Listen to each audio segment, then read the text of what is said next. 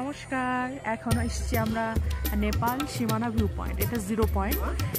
এই যে হাই রোডটা গেছে এই সাইডটা নেপাল আর ওই সাইডটা ইন্ডিয়া। তো আমাদের আজকে টার্গেট হলো লেপচা যাব। আমরা এই ঋষি রোড বরাবর চলে যাব। খুব সুন্দর, আর কিন্তু খুব মানে গ্যাঞ্জাম হয়েছে, মানে এত টুরিস্ট কী আর বলবো। তো এসেছি সীমানা ভিউ পয়েন্ট। অ্যাকচুয়ালি এটা নেপাল সীমানা, আর যেখানে এই যে রোডটা গেছে এটা এই সাইডটা নেপাল আর ওই সাইডটা হচ্ছে ইন্ডিয়া।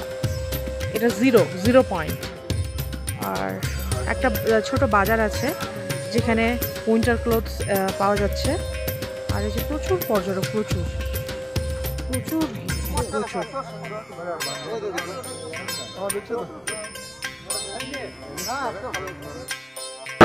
এখান থেকে ঘুম হলো মাত্র 16 কিলোমিটার। প্রচণ্ড ঠান্ডা, কি বলবো, মনে হচ্ছে বরফের ছিটা পড়ছে, বরফ। কিন্তু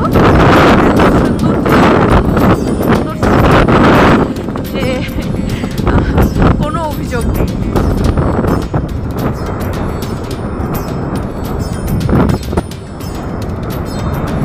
আরও বেশি সুন্দর।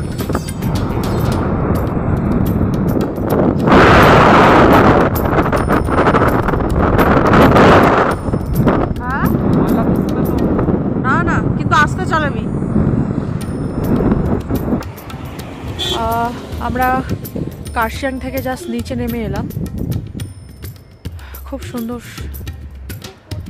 ন্যাচারাল ভিউ, পাহাড় রয়েছে আর জিগজ্যাগ প্যাটার্নে এই রাস্তাগুলো দেখুন নেমেছে।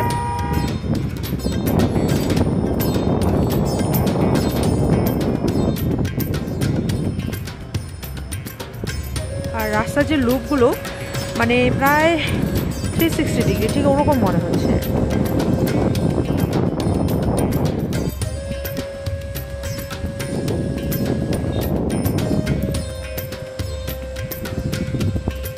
আমরা এখন কার্শিয়াং ভিউ পয়েন্টে আছি, তবে এই ভিউ পয়েন্টটা কার্শিয়াং থেকে যথেষ্ট দূরে আছে, কার্শিয়াং মেন টাউনটা থেকে। কত কিলোমিটার হবে? 3-4 কিলোমিটার দূরে আছে। আর রাস্তার লুকগুলো আপনি দেখতেই পাচ্ছেন, একদম মানে একদম এই দিক একদম সোজা গিয়ে এরকম হচ্ছে, প্রায় মানে এরকম হয়ে এরকম।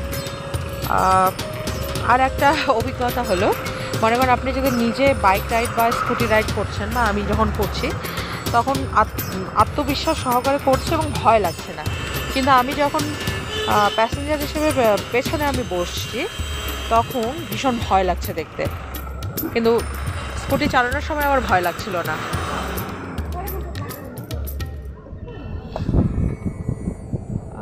একদম কুয়াশা, আর আমার কান একদম লক হয়ে গেছে।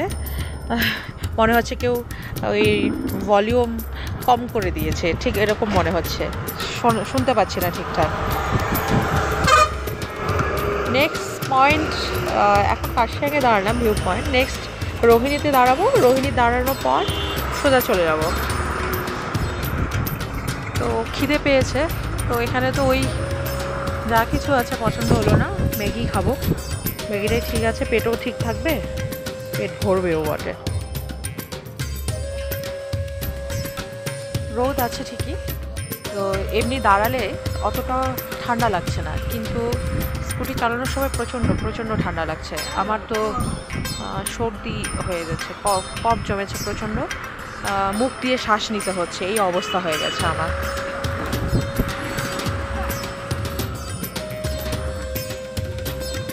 তো লক্ষ্য ছিল লেপচা জগতে যাব, লেপচা জগৎ থেকে আবার ব্যাক করে মিরিক হয়ে আবার চলে যাব।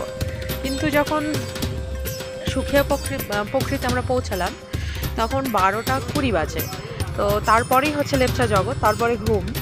তো তখন ডিসাইড করলাম যে না, ঘুম বেশি দূর নেই, সেখান থেকে বোধহয় 10 থেকে 13 কিলোমিটার। তো বললাম যেহেতু ঘুম যাব, তাহলে সোনাদা হয়ে কার্শিয়াং হয়ে রোহিণী হয়ে আবার তাহলে এই পথে যাব।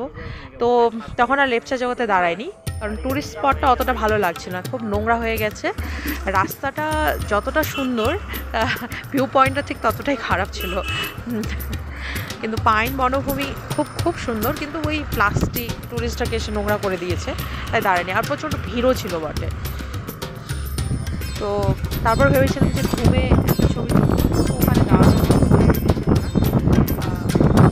ট্রাফিক ছিল প্রচুর।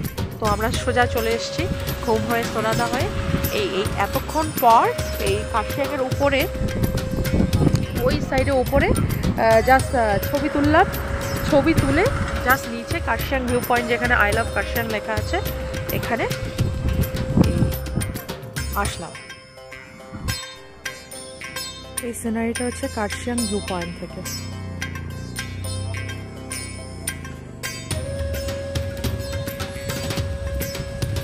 Birds eye view.